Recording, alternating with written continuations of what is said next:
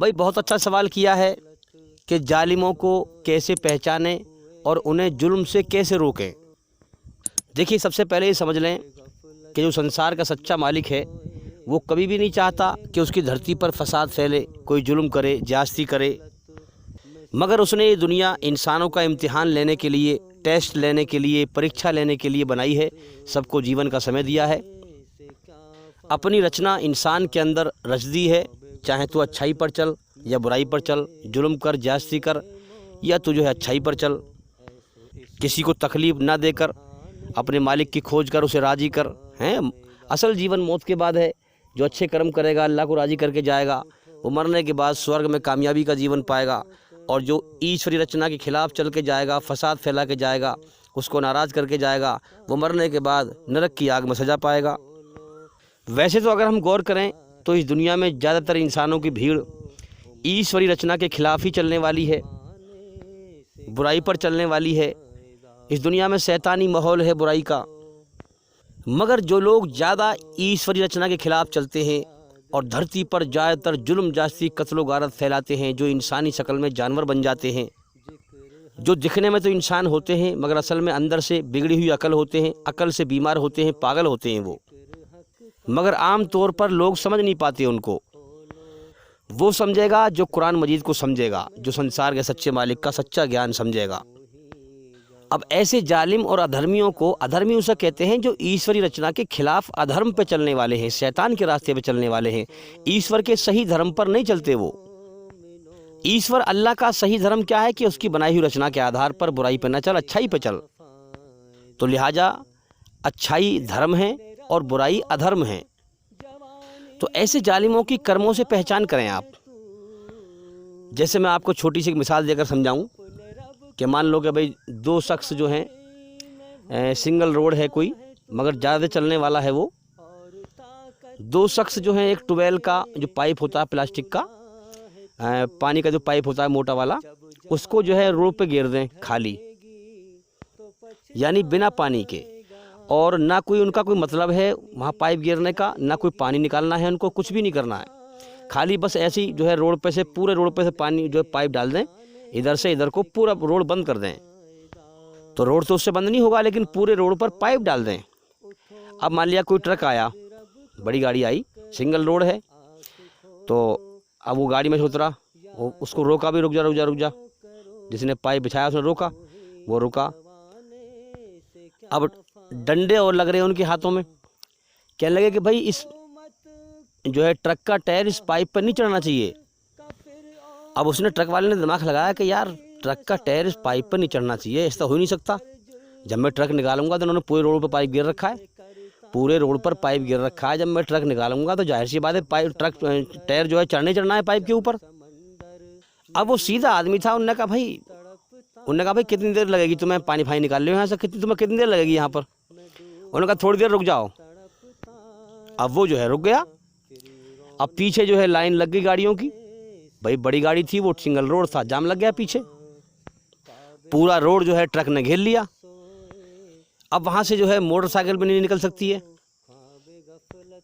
अब थोड़ी देर के चक्कर में काफ़ी देर हो गई और पीछे लाइन लग गई गाड़ियों की। अब पीछे लोग खड़े रहे, क्योंकि लोग, आदमी सोचते हैं कोई ना कोई बात होगी आगे, जब तो कोई ये जाम लग रहा है। उन्होंने कहा जाम लग रहा दिखे, लोग अपने आराम से गाड़ियों में बैठे रहे। अब थोड़ी देर में कम से कम आधा घंटा हो गया। वो ड्राइवर ने फिर आवाज़ लगाई, वो जो है अपना पाइप गिर के वहीं अपना कुछ घास खोदने लगे, कुछ इधर को लग गया, एक जना इधर को लग गया, इधर को लग गया घास खोदने के लिए। उसने आवाज़ लगाई, भाई अभी तुम्हारा काम नहीं हुआ। उन्होंने कहा थोड़ी देर रुक जा अभी। अब थोड़ी देर रुकते रुकते जो है आधा पौन घंटा, 1 घंटा हो लिया। लाइन पीछे बहुत लग गई। अब लोगों ने देखा कि यार चक्कर क्या है, बहुत देर हो गई। एक आध जना कोई पीछे वाला आया तो उस पर भी सीधे सीधे हो गए, वो जो उस ट्रक के पीछे थे उसके ऊपर भी सीधे हो गए, भाई रुको थोड़ी देर के लिए। वो भी रुक गए, वो भी सीधे पल्ले पड़ गए। अब 4-5 जने गाड़ी वाले पीछे से आए, 8-10 जने इकट्ठे होकर के, भाई जब देख क्या जाम लग रहा है, क्या मामला है। अब वो जो आए देखा तो आगे एक ट्रक खड़ा हुआ है और उसके आगे कुछ भी नहीं है, ना कोई एक्सीडेंट है, ना कोई गाड़ी खड़ी है, ना कोई और बात है। उन्होंने कहा भाई रोड तो खाली पड़ा है, ये गाड़ी ट्रक क्यों नहीं बढ़ रहा आगे। अब वो 10-12 जने आए, उस ट्रक वाले से आके बात करी, भाई तुम्हारी गाड़ी खराब होगी क्या, जो तुमने रोक रखी है गाड़ी। उन्होंने कहा ना गाड़ी तो मेरी खराब ना है। तो फिर क्यों रोक रखी है गाड़ी यहाँ।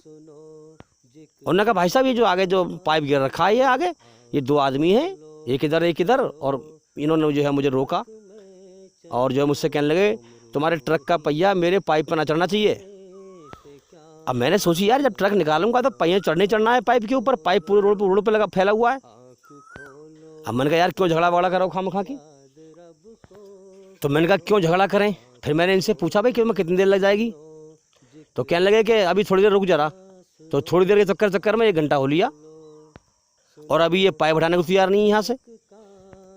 अब 10-5 लोग और पीछे से आगे निकल के गाड़ी वाले 10-12 वो थे। अब वो उनसे बात करी, जो पाइप लगा रहे थे, हाँ भाई ये पाइप जो है तुम भाई कितनी देर लगाओगे, क्या भाई रुको थोड़ी देर के लिए भी।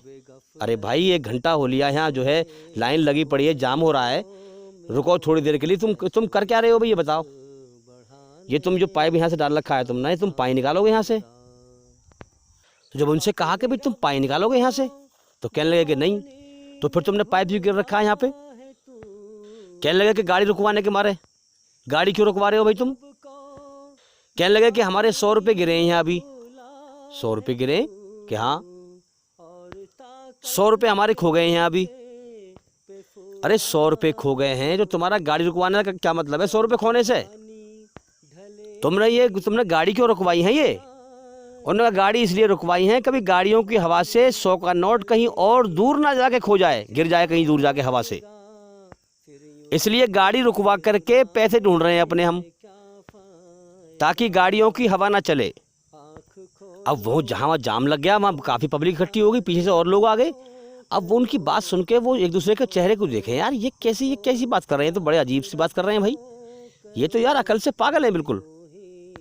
अब पब्लिक वहाँ भड़क गई, भैया कि गधो उल्लू के पट्ठो, तुम 100 रुपये के चक्कर में मेरा इतना समय खराब हो गया। कोई कहने लगा मेरा इतना समय खराब हो गया, मेरा इतना टाइम खराब हो गया, जो बड़ा मेरा इतना नुकसान हो गया, मारो इन्हें। अब भैया पब्लिक ने गुस्से में आकर बजाना शुरू कर दिया उनके ऊपर। अब वो पब्लिक पर जानलेवा हमला करने लगे, खतरनाक हमला। जब पब्लिक पर जानलेवा हमला करने लगे तो पब्लिक ने भी फिर हमला कर दिया, तो पब्लिक ने उन दोनों को मार दिया। कहो कि भैया अपनी जान बचाने के लिए तो आदमी अपनी सहायता करेगा ना, मारेगा सामने वाले को। जो सामने वाला मार रहा है इससे पहले वो मारे उसे तुम मार दो। अल्लाह बेनियाज है। तो इसी तरह से अब हम देखें कि उन लोगों ने जो है 100 रुपये के चक्कर में और कितने पब्लिक का जो है जाम लगा दिया, भीड़ लगा दी वहाँ, और पब्लिक को परेशान कर दिया, दुखी कर दिया है। जब लोगों ने तहकीक करी तो देखा तो वो तो अकल से पागल है बिल्कुल। इसी तरह से आज जो ये लोग जो है धरती पर फसाद फैला रहे हैं कि हिंदू मुसलमान के नाम पर, और जो है कि हिंदू राष्ट्र बनाओ, ये फसाद फैला रहे हैं। जब तुम इनकी तहकीक करोगे ना ईश्वर के संबंध में, तो ये बिल्कुल अधर्मी हैं और अकल से पागल हैं, बिल्कुल पैदल हैं। जैसे जाम वालों ने तहकीक करी थी, आके हमसे पूछताछ करी कि भाई तुमने क्यों कर रखा है, जब मालूम पड़ी लास्ट में गई तो बिल्कुल अकल से पैदल है, पागल है यार। तो बता गाड़ी इसलिए रुकवाई है ताकि जो है गाड़ियों की हवा से नोट और दूर न उड़ जाए और खो न जाए कहीं दूर जा करके। तो जब उनकी तहकीक करी तो वो अकल से पैदल निकले, अकल से पागल निकले बिल्कुल। तो ये घमंडी जो होते हैं ना, घमंड करने वाले, अल्लाह उनकी अकल को ख़राब कर देता है। क्योंकि जो अपने बनाने वाले मालिक की तारीफ पर राजी ना हो, अपनी औकात को भूल जाए कि मैं गंदे पानी कचरे से बना हूँ और कल परसों को मिट्टी मिल जाऊँगा, अपना घमंड दिखाए, तो घमंड दिखाने वाला ही बुराई पर चलता है, अधर्मी होता है। तो इसी तरह से हम समझें जितने भी लोग ये दुनिया में जो है अधर्म फैला रहे हैं, फसाद फैला रहे हैं और जो है हिंदू राष्ट्र बनाना चाह रहे हैं, ये अकल से बिल्कुल पागल हैं। जब इनकी तहकीक करोगे ना तुम, तो बिल्कुल पागल साबित होंगे ये लोग। ये जो मस्जिद तोड़ रहे हैं, मंदिर बना रहे हैं, तो याद रखें ये बिल्कुल अधर्मी और शैतान के रास्ते पर चलने वाले, ईश्वरी रचना के खिलाफ चलने वाले, ये खेल तमाशे में लगे हुए हैं, पब्लिक को परेशान कर रहे हैं, पब्लिक को खामखा परेशान कर रहे हैं।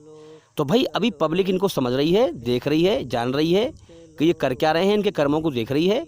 और जब पब्लिक समझ जाएगी तो फिर उसी तरह से इनका भी हाल होगा कि ये बुरी हालत से पिटेंगे और फिर मारे जाएंगे। और बहुत सी जगहों पर, जैसे श्रीलंका, बहुत सी जगह पर जैसे शुरू भी हो चुका है ये काम। तो ये इंसानी ढांचा तो इनका इंसानी है, दिखने में तो इंसान है, मगर इंसानी शक्ल में जानवर से भी बदतर हैं।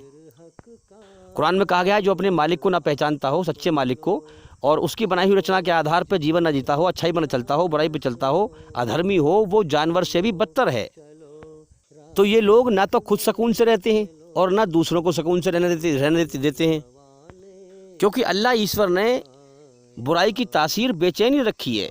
हाँ, तो याद रखें, ईश्वरीय रचना के खिलाफ बुराई पर चलकर कोई इंसान सुकून से नहीं रह सकता है।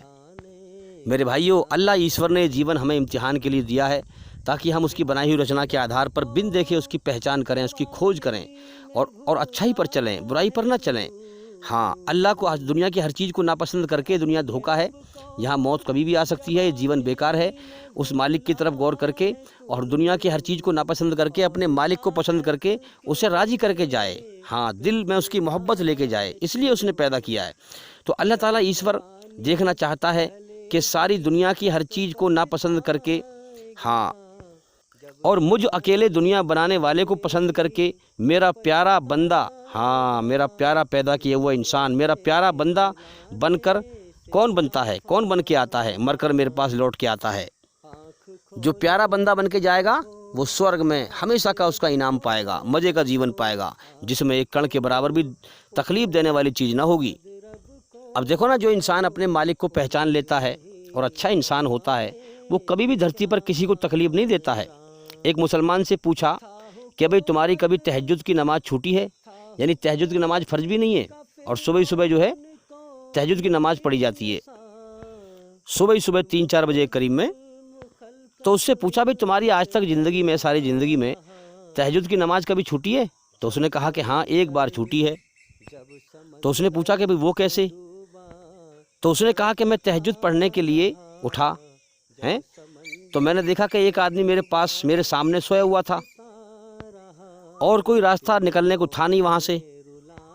भाई नमाज़ पढ़ने के लिए वजू भी करना पड़ता है, हाथ पैर धोने पड़ते हैं। तो उसने कहा कि मैं उसके ऊपर से फलांग कर, यानी कूद कर, उसके ऊपर से कूद कर फलांग कर नहीं निकला, क्योंकि मैं दुनिया में हर इंसान को अपने से बेहतर समझता हूँ। दुनिया में सारे इंसानों में सबसे ज़्यादा बेकार अपने आप को समझता हूँ और हर इंसान को, चाहे अमीर हो चाहे गरीब हो, हर इंसान को बेहतर समझता हूँ और हर इंसान का जो मन है वो इज्जत चाहता है। तो मैं सभी को इज्जत देता हूँ, चाहे वो गरीब हो, चाहे रिक्शे वाला हो, चाहे जूते काटने वाला हो, चाहे कोई भी हो। तो उसने कहा कि मैंने उसे तकलीफ़ ना दी है, कि अल्लाह का हुक्म है कि मेरे बंदों को तकलीफ़ ना दो। तुम ज़मीन वालों पर रहम करो, मैं तुम पर रहम करूँगा। तुम ज़मीन वालों पर रहम करो, आसमान वाला ईश्वर अल्लाह तुम पर रहम करेगा। तो उसने कहा कि इस वजह से एक नमाज मेरी छूटी। तो मेरे भाइयों, एक इंसान को सुख देना, सुख पहुंचाना इतना बड़ा अमल है, इतना अच्छा कर्म है, मगर आज लोग जानते ही नहीं हैं। तो मेरे भाइयों, इस्लाम धर्म संसार के सच्चे मालिक का सच्चा धर्म है जो ईश्वरीय रचना पर आधारित है। इसलिए आप देखें कि हमारे गैर मुसलमान भाइयों के अंदर जो है इस्लाम के ख़िलाफ़ शैतान ने इतना नफ़रत भर रखी है कि इस्लाम नाम से नफ़रत है, अल्लाह नाम से नफ़रत है। क्यों भर रखी है? ताकि वो इस्लाम के करीब ना आए। अगर इस्लाम के करीब आ गए तो अपने सच्चे बनाने वाले मालिक के सच्चे धर्म को समझ जाएंगे, उसके हुक्म को समझ जाएंगे, जीवन के मकसद को समझ जाएंगे। शैतान चाहता है कि जो इंसान को जीवन का समय मिला है इसको भटका के मारा जाए। इसलिए हम देखते हैं कि शैतान ये जो है जुए हैं और ताश हैं और गेम हैं और फिल्म हैं और नाटक हैं, ये सब शैतानी चक्कर चलाए हुए हैं शैतान के, ताकि इन्हीं चीज़ों में लग करके इंसान जीवन का समय बर्बाद करके मर जाए और मरने के बाद मेरे साथ जहन्नुम की आग में जाए, नरक की आग में जाए। तो जो भी हमारे मुसलमान भाई मेरी ये बात सुन रहे हैं, मैं उनको एक तरीका बताता हूँ कि शैतान के फंदे से गैर मुसलमान भाइयों को निकालने के लिए बहुत अच्छा एक अमल है। उनको ये अमल बताना है और उनसे कहना है कि ये मन ही मन में पढ़ना है, तुम्हें किसी से बोलना नहीं है, होठ भी नहीं हिला रहे, अपने मन में पढ़ना है सिर्फ। मैंने लोगों को देखा है कि वो इतने गुमराह हो चुके हैं, इतने गुमराह हैं, वो कहते हैं भाई किसी धर्म की बात तुम करो मत ना मुझसे, धर्म से मुझे नफरत है, मुझे जो तुम अच्छी बात ऐसी करो, और ख़ास तौर पे इस्लाम धर्म की बात तो बिल्कुल मत करो। अब उससे आप ये कहो भाई ठीक है, मैं किसी धर्म की आपसे बात ही नहीं कर रहा हूँ, मैं ख़ास तौर पे इस्लाम की तो आपसे बिल्कुल बात नहीं कर रहा। देखो, ये समझाने का तरीका होता है, जैसी इंसान की अकल है उसको वैसे ही समझाओ। इस्लाम की दावत देने का बहुत बेहतरीन तरीका है। आप उससे कहो कि भाई आप ये तो मानते हो कि आपका बनाने वाला मालिक है, मानते हो कि नहीं? वो कहेगा हाँ है, मैं मानता हूँ इस बात को। और ये बात मानते हो आप, जो आपका सच्चा मालिक है वही आपके मन का हाल जानता है, हैं? जो सच्चा खुदा है वही मन का हाल जानता है, झूठा खुदा जान नहीं सकता है। वो कहेगा हाँ बिल्कुल सही बात है। तो उससे आप कहें रिक्वेस्ट करके कि भाई बस मेरी आप एक बात सुन लें, मैं इस्लाम धर्म की बात नहीं कर रहा, मैं किसी धर्म की बात नहीं कर रहा, बस मैं आपसे आपके मालिक को जोड़ने वाली बात कर रहा हूँ। आप सिर्फ क्या अपने मन ही मन में हर वक्त आप उस मालिक से बात करें, हैं? आप हर वक्त ये पढ़ें, ये बोलें, ए मेरे मालिक तू मुझे माफ़ कर दे। हम जाने अनजाने में गलती करते हैं और तेरी बनाई हुई रचना के खिलाफ चलते हैं, तो ए मेरे मालिक तू मुझे माफ़ कर दे। और दूसरी बात यह है कि सारी दुनिया में जो तेरी तरफ से तेरा सच्चा रास्ता है मुझे उसको दिखा दे, मुझे अपना सच्चा धर्म समझा दे। तो मेरे भाइयों, अगर उसके समझ में ये बात आ गई और उसने पढ़ना शुरू कर दिया, तो ये दो बातें बड़ी कीमती हैं जो इंसान को अल्लाह से जोड़ने वाली हैं, अल्लाह की राह दिखाने वाली हैं। पहली बात तो जो इंसान अल्लाह से माफ़ी मांगता है, अल्लाह उसकी तरफ तवज्जो देता है। दूसरी बात, जो उसे सीधा रास्ता मांगता है, अल्लाह उसको सीधा रास्ता दिखा देता है। और सबसे बड़ा कामयाब वो है जिसको अल्लाह की राह मिल जाए, अल्लाह की हिदायत मिल जाए, अल्लाह ताला अपना सच्चा रास्ता दिखा दे। तो जैसे भी आपको लोग मिलें उनके दिमाग को देख करके उसी तरह से दावत दें, उनको इस्लाम की दावत दें, इस्लाम का ज्ञान पहुँचाएँ। ये भी सवाल किया गया था कि इस्लाम की दावत लोगों को कैसे दें, तो भाई यही तरीका है, नरम आवाज़ में, पस्त आवाज़ में और नरमी के बोल हों, क्योंकि इंसान का दिल नफ़रत से काबू में नहीं आता, हाँ मोहब्बत से काबू में आता है। तो मोहब्बत से लोगों से बात करें, पहले उसको ये दिखाएं कि मैं तुझसे मोहब्बत करने वाला हूँ, मैं तेरा बुरा चाहने वाला नहीं हूँ, भला चाहने वाला हूँ। और फिर उसकी अकल को समझें, आप उसकी सोच को समझें, उसकी समझ को समझें, फिर उसी हिसाब से उसको इस्लाम का पैगाम समझाएं, इस्लाम धर्म का ज्ञान समझाएं। तो भाई जालिमों को पहचानने के लिए यही तरीका है कि उनके कर्मों से सबसे पहले तो इस्लाम धर्म का ज्ञान हासिल करें आप। जब इस्लाम धर्म का ज्ञान, जो आसमानी किताब है ईश्वर की कुरान मजीद, जब उसे आप समझेंगे, इस्लाम का ज्ञान हासिल करेंगे, तो आपको ये मालूम पड़ेगा कि दुनिया में कौन फसादी है और कौन सही है, कौन गलत है। इस दुनिया को आप ठीक से समझ पाएंगे। और जो लोग फसादी हैं, जालिम हैं, उनके कर्मों से उनको पहचानो। और फिर अल्लाह का हुक्म है कि लोगों को बुराई से रोको, भलाई की तरफ बुलाओ, और जालिमों को प्यार मोहब्बत से समझाओ कि धरती पर फसाद ना फैलाओ, कत्ल गारत ना फैलाओ, उन्हें प्यार मोहब्बत से समझाओ। और जब वो प्यार मोहब्बत से ना माने, प्यार मोहब्बत से जुल्म को मिटाने के सारे रास्ते बंद हो जाएं, तो फिर उनसे धर्म युद्ध करो अल्लाह को राज़ी करने के लिए। वो शैतान की राह में लड़ेंगे अच्छाई को मिटाने के लिए, बुराई को जिंदा करने के लिए। तुम अल्लाह की राह में लड़ोगे अच्छाई को जिंदा करने के लिए, बुराई को मिटाने के लिए। अगर तुम अल्लाह की राह में मरोगे तो तुम मरने के बाद स्वर्ग में जाओगे, अगर तुम अल्लाह को राज़ी करने के लिए लड़ोगे तो। और वो शैतान को राज़ी करने के लिए लड़ेंगे, बुराई के लिए लड़ेंगे, तो मरने के बाद नरक की आग में जाएंगे। कुल मिला के ये है कि ये ज़िंदगी खेल तमाशा है, धोखा है, असल जीवन मौत के बाद है, मालिक इम्तिहान ले रहा है। तो भी मैं उम्मीद करता हूँ कि सवाल का जवाब हो गया, और भाई इंशाल्लाह ज़िंदगी रही तो फिर मुलाकात होगी। और मैं ये कहना चाहूँगा कि हमारे चैनल के अंदर जाकर के एक एक करके सभी वीडियो देखें और सुनें, ताकि जल्दी से जल्दी सच्चाई के होश में आएँ।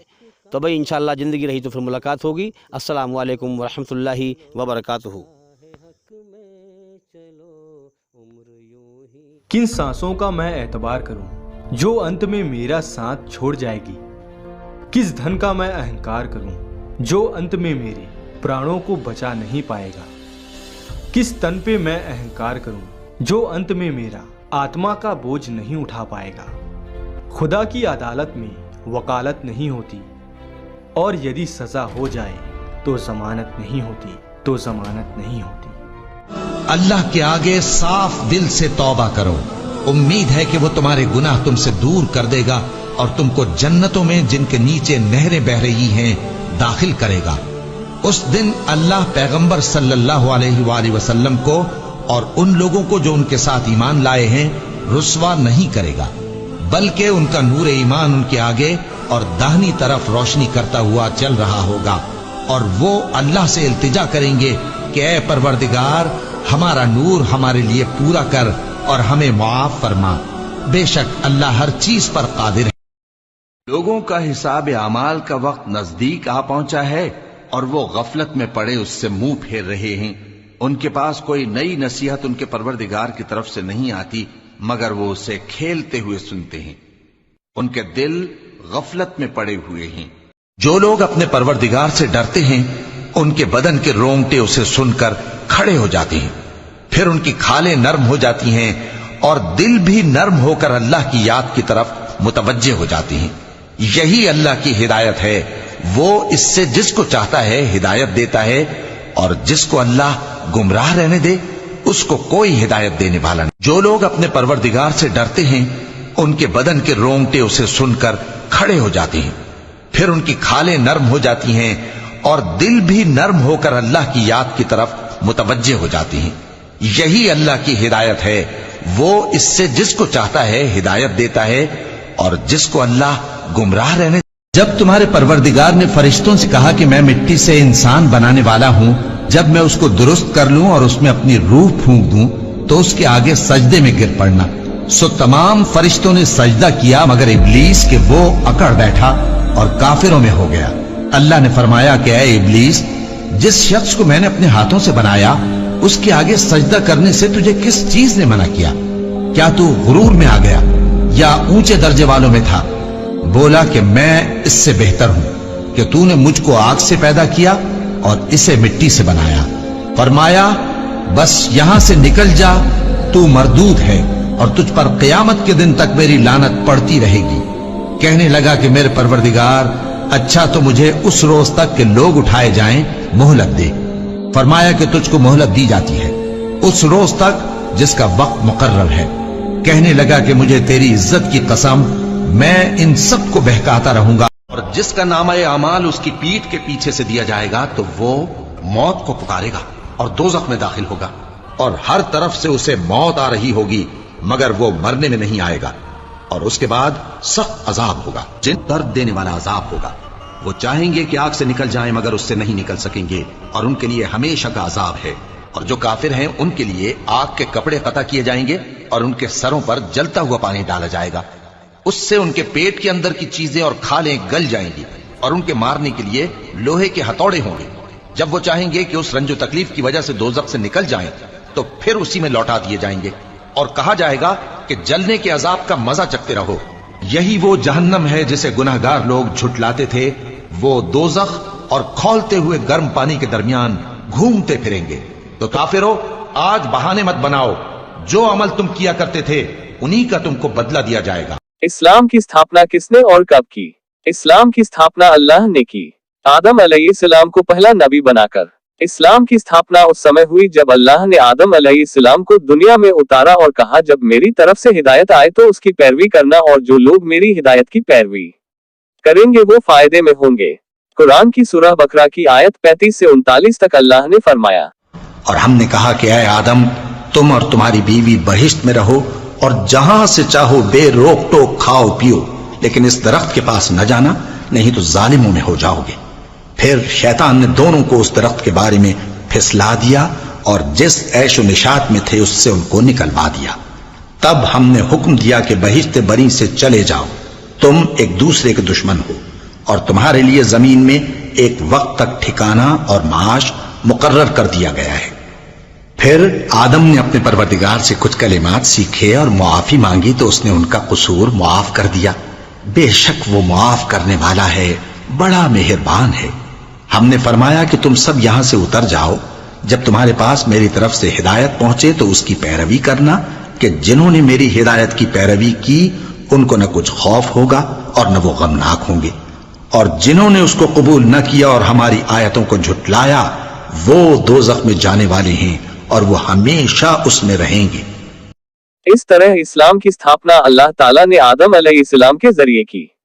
समय के साथ साथ लोगों में खराबी और गुमराही आती थी और लोग अपने अपने इबादत के तरीके चलन में ले आते थे और समय समय पर अल्लाह ताला की हिदायत आती रही और अल्लाह के पैगंबर दुनिया के अलग अलग इलाकों में अल्लाह का पैगाम लोगों तक पहुंचाते रहे। अल्लाह की ये हिदायत आखिरी पैगंबर मोहम्मद सल्लल्लाहु अलैहि वसल्लम पर आकर समाप्त हो गई। जो लोग यह मानते हैं कि इस्लाम तो सिर्फ 1400 साल पहले आया, वो गुमराही में जी रहे हैं। इस्लाम आदम अलैहिस्सलाम यानी पहले इंसान के टाइम से चला आ रहा है। और जो लोग नहीं जानते उन्हें बता दूं कि आदम अलैहिस्सलाम दुनिया के पहले इंसान थे और उन्हीं की औलाद दुनिया भर में फैल गई, यानी हम सब आदम अलैहिस्सलाम की औलादों में से है। आदम के नाम से ही आदमी शब्द बना जिसका मतलब होता है इंसान, मानव, मनुष्य। आदम अलैहिस्सलाम को बाबा आदम के नाम से भी जाना जाता है और इंग्लिश में एडम के नाम से भी वो फेमस है। पहले नबी आदम अलैहिस्सलाम और आखिरी नबी के दरमियान बहुत सारे नबी आए और सब के सब एक ही धर्म पर थे, यानी इस्लाम पर, जिनमें कुछ का जिक्र कुरान में आता है जैसे नूह अलैहिस्सलाम, इब्राहिम अलैहिस्सलाम, मूसा अलैहिस्सलाम, ईसा अलैहिस्सलाम। अल्लाह ताला सूरह अश-शूरा की आयत 13 में फरमाते हैं, उसने तुम्हारे लिए दीन का वही रास्ता मुकर्रर किया जिसके इख्तियार करने का नूह को हुक्म दिया था, और जिसकी ए नबी हमने तुम्हारी तरफ वही भेजी है, और जिसका इब्राहीम और मूसा और ईसा को हुक्म दिया था।